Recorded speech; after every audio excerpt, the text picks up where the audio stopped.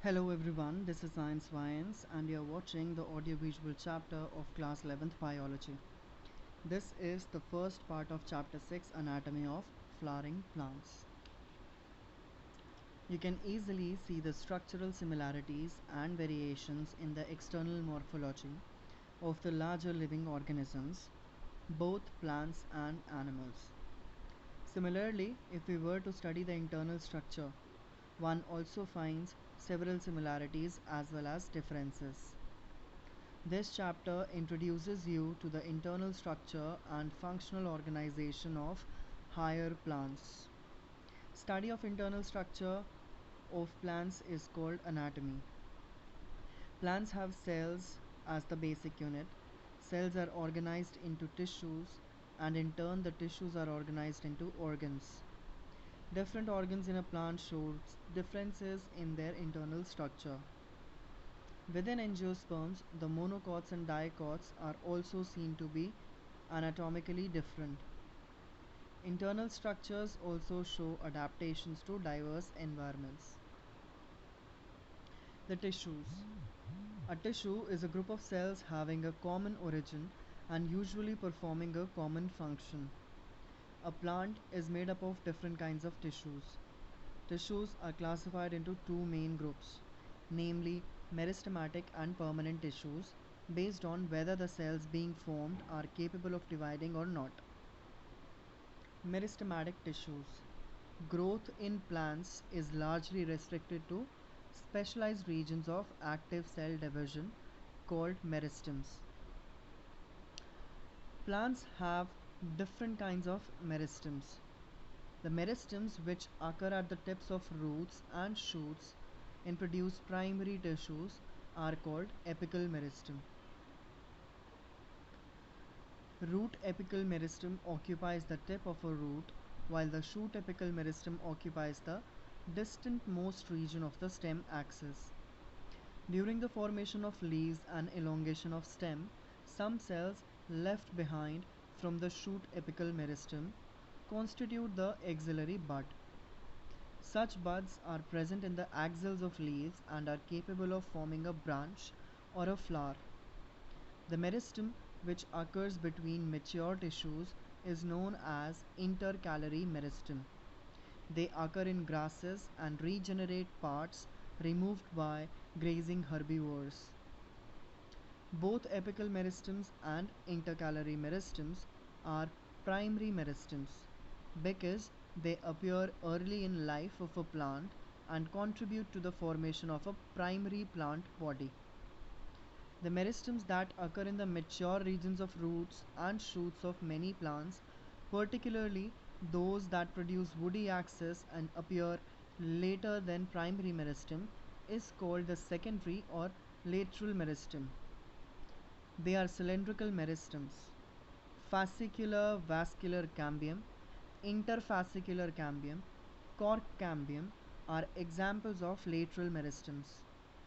These are responsible for producing the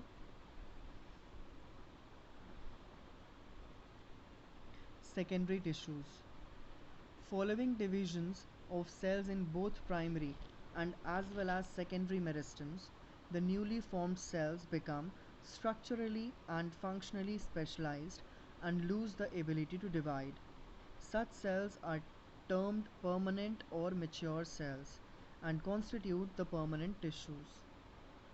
During the formation of primary plant body, specific regions of apical meristem produce dermal tissues, ground tissues and vascular tissues. Permanent tissues. The cells of the permanent tissues do not generally divide further. Permanent tissues having all cells similar in structure and function are called simple tissues. Permanent tissues have many different types of cells are called complex tissues. Simple tissues. A simple tissue is made up of only one type of cells. The various simple tissues in plants are parenchyma, collenchyma and sclerenchyma. Figure 6.2. Here it is a figure 6.2 where there is A diagram is parenchyma, where there are intercellular space is there. B is collenchyma. There are thickened corners, protoplasm, vacuole and cell wall is labeled. And third, C is a sclerenchyma. C is divided into two diagrams. There is a fiber and a sclerid. Diagrams are different and having lumen and thick cell wall, and the sclerid is having pits and pits as well. Okay. Now parenchyma forms the major component within organs. The cells of the parenchyma are generally isodiametric. They may be spherical, oval, round, polygonal, or elongated in shape. Their walls are thin and made up of cellulose. They may either be closely packed or have small intercellular spaces. The parenchyma performs various functions like photosynthesis, storage, and secretion. The collenchyma occurs in layers below the epidermis in most of the dicotyledonous plants. It is found either as a homogeneous layer or in patches. It consists of cells which are much thickened at the corners due to a deposition of cellulose, hemicellulose, and pectin. Collenchymatous cells may be oval, spherical, or polygonal and often contain chloroplast. These cells assimilate food when they contain chloroplast. Intercellular spaces are absent. They provide mechanical support to the growing parts of the plant, such as young stem and petiole of a leaf. Sclerenchyma. Sclerenchyma consists of long, narrow cells with thick and lignified cell walls, having a few or numerous pits. They are usually dead and without protoplast. On the basis of variation in form, structure, origin, and development, sclerenchyma may be either fibers or sclerids. The fibers are thick-walled, elongated, and pointed cells, generally occurring in groups in various parts of plants. The sclerids are spherical, oval, or cylindrical, highly thickened dead cells with very narrow cavities. Lumen. These are commonly found in fruit walls of nuts, pulp of fruits like guava, pear and sapota, seed coats of legumes, leaves of tea. Sclerenchyma provides mechanical support to organs. Now complex tissues. The complex tissues are made of more than one type of cells. These work together as a unit. Xylem and phloem constitute the complex tissues in plants. Xylem functions as a conducting tissue for water and minerals from roots to the stems and leaves. It also provides mechanical strength to the plant parts. It is composed of four different kind of elements, namely tracheids, vessels, xylem fibers, and xylem parenchyma. Gymnosperms lack vessels in their xylem. Tracheids are elongated or tube-like cells with thick and lignified walls and tapering ends.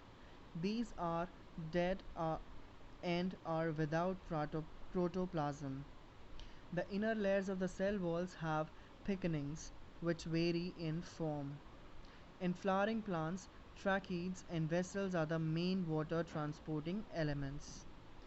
Vessel is a long cylindrical tube-like structure made up of many cells called vessel members, each with lignified walls and a large central cavity. The vessel cells are also devoid of protoplasm. Vessel members are interconnected through perforations in their common walls. The presence of vessels is a characteristic feature of angiosperms. Xylem fibers have highly thickened walls and obliterated central lumens. These may either be septate or aseptate. Xylem parenchyma cells are living and thin-walled, and their cell walls are made up of cellulose. They store food materials in the form of starch or fat. and other substances like tannins. The radial conduction of water take place by the ray parenchymatous cells. Primary xylem is of two types, protoxylem and metaxylem. The first formed primary xylem elements are called protoxylem and the later formed primary xylem is called metaxylem. In stems, the protoxylem lies towards the center and the metaxylem lies towards the periphery of the organ. This type of primary xylem is called endark. In roots, the protoxylem lies towards periphery and metaxylem lies towards the center. Such arrangement of primary xylem is called exarch. Phloem transports food materials usually from leaves to other parts of the plant. Phloem in angiosperms is composed of sieve tubes, elements, companion cells, phloem parenchyma, and phloem fibers. Gymnosperms have albuminous cells and sieve cells. They lack sieve tubes and companion cells. Sieve tube elements are long tube-like structures arranged longitudinally and are associated with the companion cells. Their end walls are perforated in a sieve-like manner to form the sieve plates. A mature sieve element possesses a peripheral cytoplasm and a large vacuole but lacks a nucleus. The functions of the sieve tubes are controlled by the nucleus of companion cells. The companion cells are specialized parenchymatous cells which are closely associated with sieve tube elements. The sieve tube elements and companion cells are connected by pit fields present between their common longitudinal walls. The companion cells help in maintaining the pressure gradient in the sieve tubes. Phloem parenchyma is made up of elongated, tapering cylindrical cells which have dense cytoplasm and nucleus. The cell wall is composed of cellulose and has pits through which plasmodesmatal connections exist between the cells. The phloem parenchyma stores food material and other substances like resins, latex, and mucilage. Phloem parenchyma is absent in most of the monocotyledons. Phloem fibers or bast fibers are made up of sclerenchymatous cells. These are generally absent in primary phloem but are found in secondary phloem. These are much elongated, unbranched, and have pointed needle-like apices. The cell wall of phloem fibers are quite thick. At maturity, these fibers lose their protoplasm and become dead. Phloem fibers of jute, flax, and hemp are used commercially. The first formed primary phloem consists of narrow sieve tubes and is referred to as protophloem, and the later formed phloem has bigger sieve tubes and is referred to as metaphloem. Here comes the end of the first part of chapter 6, Anatomy of Flowering Plants. To watch more such videos, do subscribe the channel and press the bell icon so you don't miss any video. And if you want us to create more such videos on any other book or subject, do mention in the comment section. Like and share the video to keep us motivated to create such content. Thank you for watching the video. Bye bye. Love.